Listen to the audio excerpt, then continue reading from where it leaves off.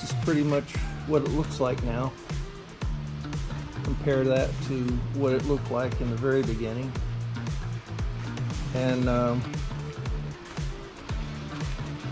it's pretty amazing, I think, at least to me. This is my first, probably my only boat build.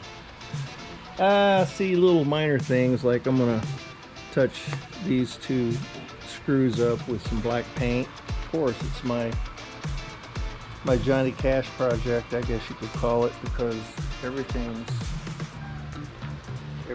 pretty much blacked out everything. But that's what my side bunk boards look like, and finally, you know, seemed like I was talking about all my plans and everything I was gonna do, and well, you know, I got the lights work great, and I'm hoping I don't have any problems with leaking. I'm gonna go over everything again pretty good just to make sure. I use that flex seal on a lot of areas. Yeah, no, I gotta put the plug in before I take it out on the water. This is a project that I was really proud of, but oh boy, it's gonna be something when it gets out on the water. I am thinking about maybe a little ways down the road is maybe making a cut along this lower lip here and down the sides of each one, and maybe putting a hinge right there and having it flip up, because I really want to put an anchor under there and maybe a few more ropes or just whatever. I feel like I need more. And besides, I need to take a look at, there's an area right in here that I'm not sure about.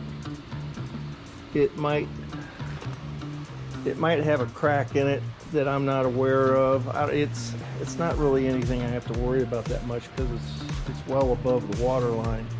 But if I look at it from the inside, I'll be able to tell for sure, because I just want to make sure I dot all my I's and cross all my T's on this. But there is one thing that I've been wanting to do, been wanting to get for this, because it looks naked, doesn't it? Doesn't this boat look kind of naked? I don't really want a naked boat, so I think I'm going to dress it up a little bit. Let me show you what I'm talking about. Well, here it is. It's a motor. And I got this thing about a few days ago.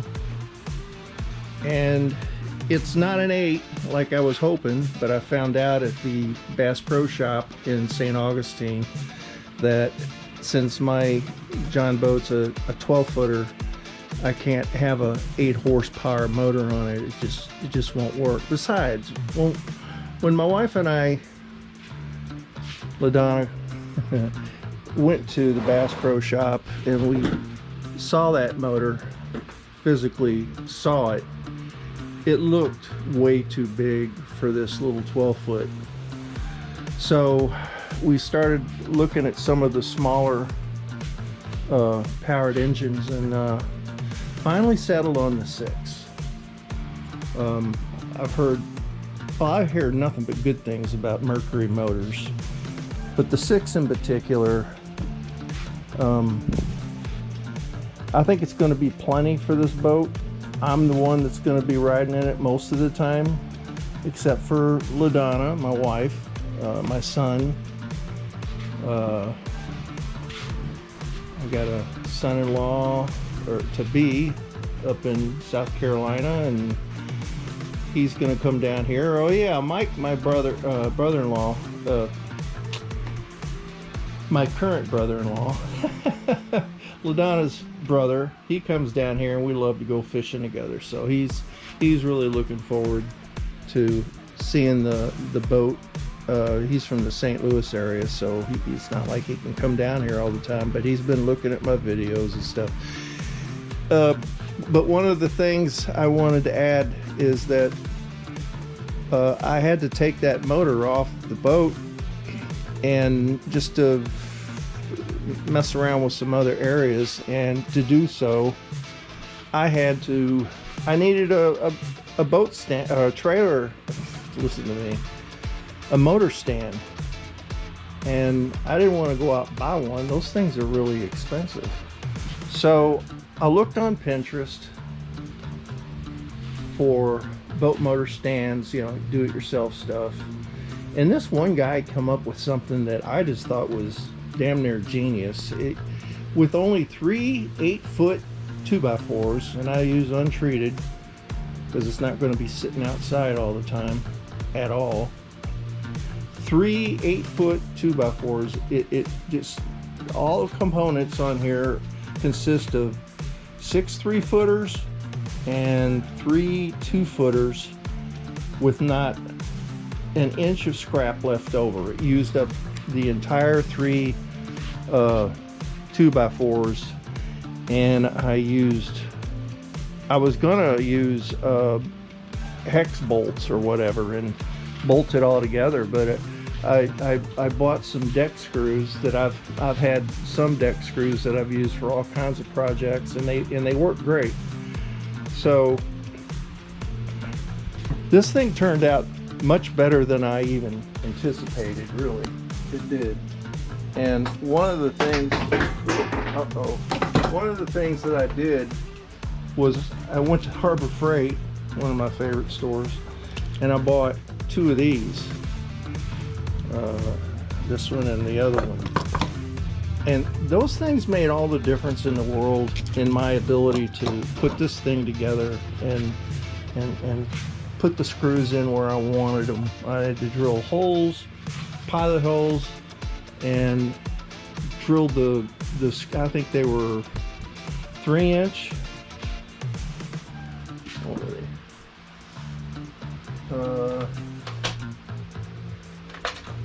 3-inch somewhere, and yeah, these right here. Put them in there.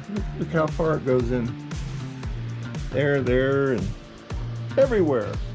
So that was plenty, 3-inch, and that's how it's put together.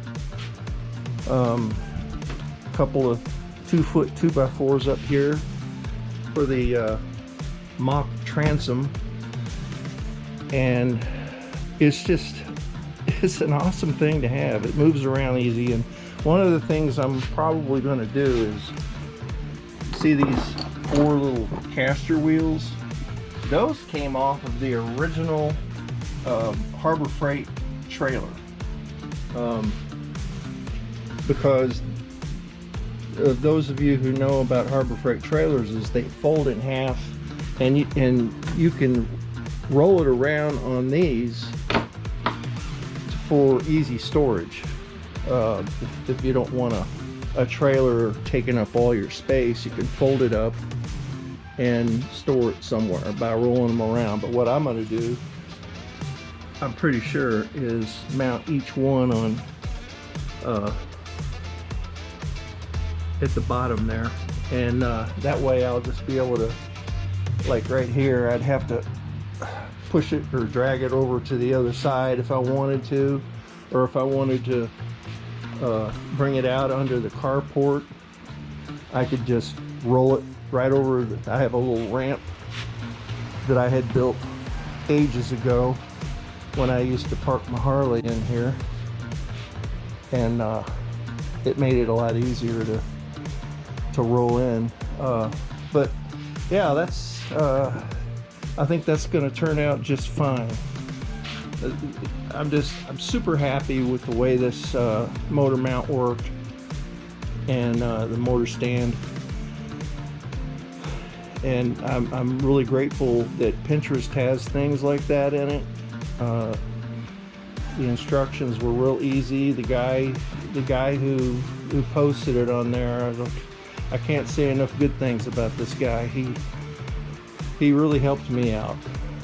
And if you're interested in something like that, I think you'll do well with this.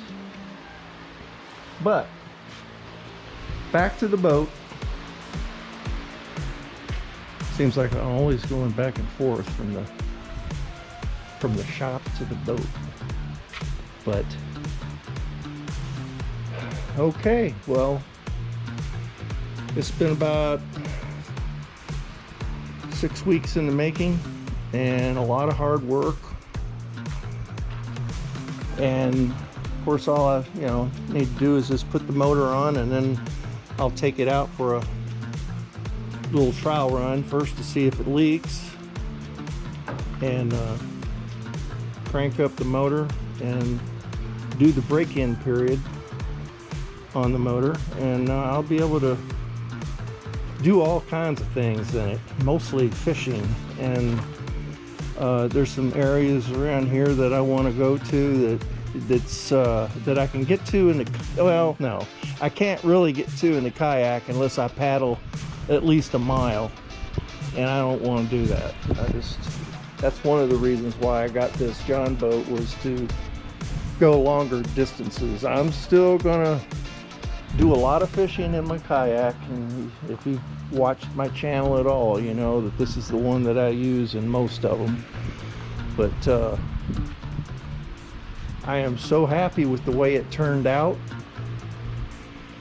and I thank everyone who has watched this from beginning to end, or even if you haven't watched it from beginning to the end. But if you watched any part of this channel and watched the process of this thing coming together, I hope you did enjoy it and you learned something from it. I mean, I'm certainly not a professional, but I like to keep things simple, clean looking, and I think I've done that with this. And so, without further ado, I'm going to bid you farewell for now. I'll probably do some more stuff here pretty soon.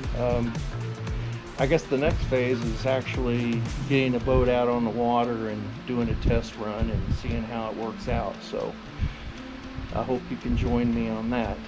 So until then, this is Kevin from Florida Fishing, and thank you for watching. I appreciate it very much. You all take care. Bye.